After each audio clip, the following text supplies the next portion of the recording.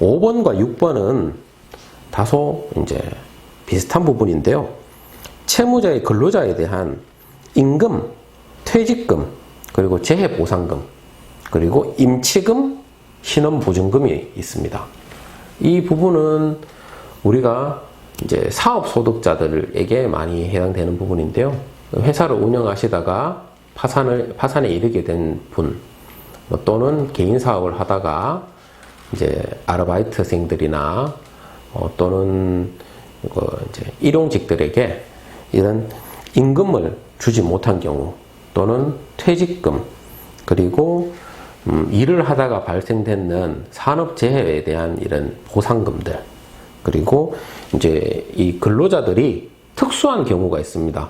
근로자들이 회사에 본인의 돈을 일부 이렇게 임치를 해놓거나 신용보증금으로 걸어놓고 일을 하는 경우가 있어요. 이런 부분에 대해서는 이런 채권들에 대하여는 면책이 되지 않습니다. 이제 이거는 근로자들을 보호해주기 위한 그런 법에도 나와 있는 부분들이고요. 그리고 7번, 이 부분도 좀 많이 해당되는 부분일 텐데요. 채무자가 악의로, 이제 악의라고 하면은 고의적으로 내가 이 사람에게 변제하지 않을 목적으로 채권자 목록에 기재하지 않은 청구권, 그리고 다만 이제 여기에 대해서는 채권자가 이 채무자, 신청인들의 파산 사실을 알게 됐을 경우에는 포함을 안 시키는 겁니다. 무슨 뜻이냐 하면은 채무자가 이 채권자는 제가 파산 신청을 하게 되면은 사기고소나 또는 횡령고소를 할 것 같다 라고 생각을 해서 이 채무자를 빼고 이제 파산 신청을 하는 겁니다. 그런데 아까 저희가 566조 면책의 효력에 대해서 얘기를 드리자면은 이제 이 파산 채권자에 대한 전부의 채무 전부에 대하여 면책이 효력이 미친다고 했습니다. 이 면책 효력이 전부 미치게 되면은 사실 이런 채권자들에 대한 채무도 모두 면책이 되는 겁니다. 하지만 이렇게 고의적으로 뺀 채권자에 대한 채무까지 모두 면책을 시켜주는 것은 이제 채권자에 대한 형평성 문제도 사실 발생이 되는 겁니다. 그래서 이런 부분들에 대해서 이 사람이 이제 본인의 신청인의 파산 사실을 모르고, 그리고 이 사람이 이 채권자 목록에 올라가 있지 않다면은 이 채권자에 대한 채무는 면책이 되지 않습니다. 추후 이런 부분들을 좀 감안을 하셔야 되고요. 많이들 보면은 신청을 하실 때, 이 부분은 제가 아는 분이기 때문에 좀 돈을 갚아야 되고, 이분은 저희 어머니이기 때문에 제가 돈을 갚아야 되기 때문에 이 채권자 목록에 넣지 않고 진행을 했으면 좋겠다 라고 하시는 분들이 많아요. 이런 경우에 그분들이 본인의 파산 사실을 알게 되면은 이제 이 면책의 효력이 미친다고 볼 수 있으나, 이분들이 파산 사실도 모르고 아무것도 몰랐을 때 이때는 면책의 효력이 미치지 않습니다. 고의적으로 뺀 거죠. 이런 경우에 본인이 면책을 받고 추후에 정상적으로 생활을 해서 이 사람 돈을 갚아주면 괜찮은데, 정상적인 경제 활동이 불가능해졌을 경우 이 사람에 대해서 돈을 안 갚고 나 예전에 면책 받은 적이 있어 라고 얘기를 해도 이 면책의 효력이 미치지 않기 때문에 이 채무는 그대로 남게 되는 거죠.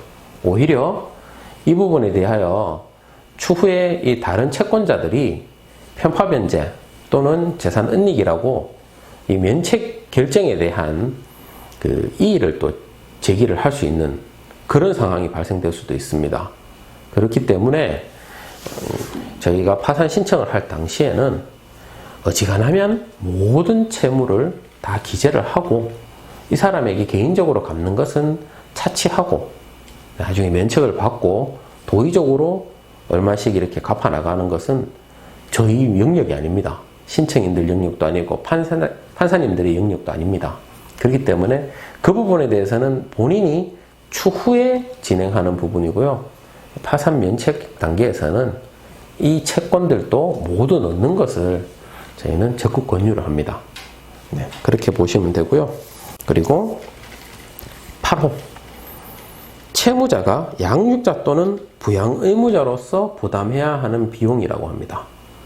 이 비용은 우리가 이혼을 했을 경우 이제 양육권을 가진 자에게 지급해야 되는 이제 자녀 양육비 또는 이제 성년 후견인으로 이제 그 선임이 돼서 우리 가족 중에서 누구 하나가 부모님을 양육해야 되는, 그러니까 부양해야 되는 그런 의무자에게 우리가 일부 지급을 해야 되는 이런 비용들에 대해서는 면책이 되지 않습니다. 이 부분에 대해서는 우리 가사법상 이제 아동에 대한 이제 그 보호나 이런 부분들을 좀 적극적으로 이제 보호를 해주기 위해서 이제 발생되어 있는 것이고요.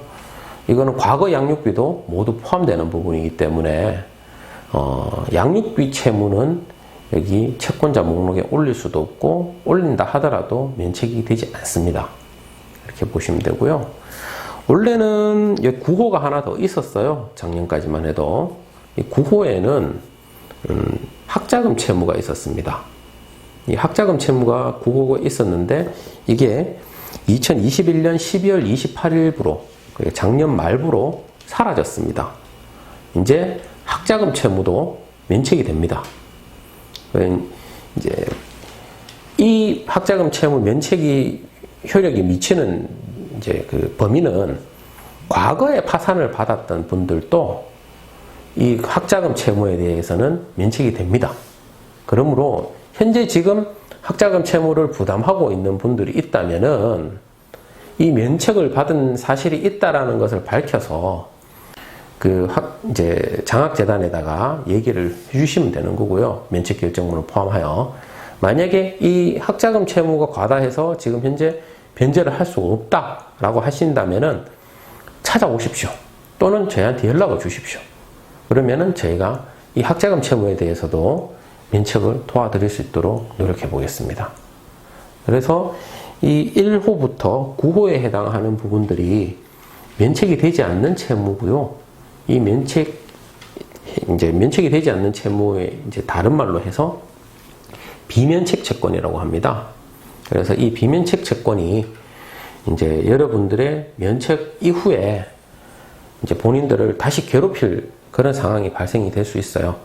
여기에 대해서는 미리 신청 전에 저희와 이제 좀 이야기를 좀 많이 하시고 상담을 하신 다음에 이 채권자들과의 원만한 협의 또는 이 부분에 대해서 아까 얘기 드렸던 조세에 대한 세금 면책 부분이라든가 또는 이제 뭐 손해배상 채권자들에 대한 원만한 합의라든가 이런 부분들도 저희가 같이 노력해 드릴 것을 약속드리겠습니다. 자, 오늘 여기까지 이제 비면책 채권과 면책 불허가 사항에 대해서 좀 알아봤는데요. 저희가 이 부분이 여러분들을 많이 괴롭힐 겁니다.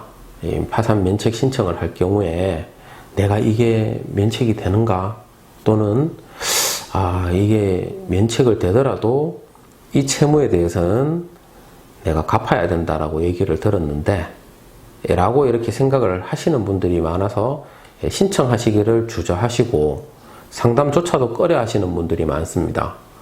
하지만 아까 이야기 드렸다시피 면책 불허가 사항에 해당하더라도 법원에서 재량면책으로 결정을 내려주시는 경우도 있고요. 비면책 채권에 해당하더라도 이 부분에 대해서 원만하게 우리가 합의를 또는 이제 조세 세금 면책 신청이란 이런 제도를 통해서 저희가 여러분들의 부담을 최대한 덜어드릴 수 있도록 노력을 할 것을 약속드리니까 저희에게 한번 연락을 한번 주시고요. 전화 여기 있습니다. 이 전화번호로 꼭 연락을 한번 주시고요. 그리고 연락이 좀 힘들다라고 하시는 분들은 상담 요청을 남겨주시면은 본인이 가능한 시간대에 저희가 따로 전화를 드리도록 하겠습니다. 해서 상담 받는 것은 무료니까요. 언제든지 한번 연락을 주시고요. 그래서 여러분들의 제2의 삶에 좀 보탬이 되고자 이 영상을 찍게 되었습니다. 이상으로 영상을 마치겠습니다. 감사합니다.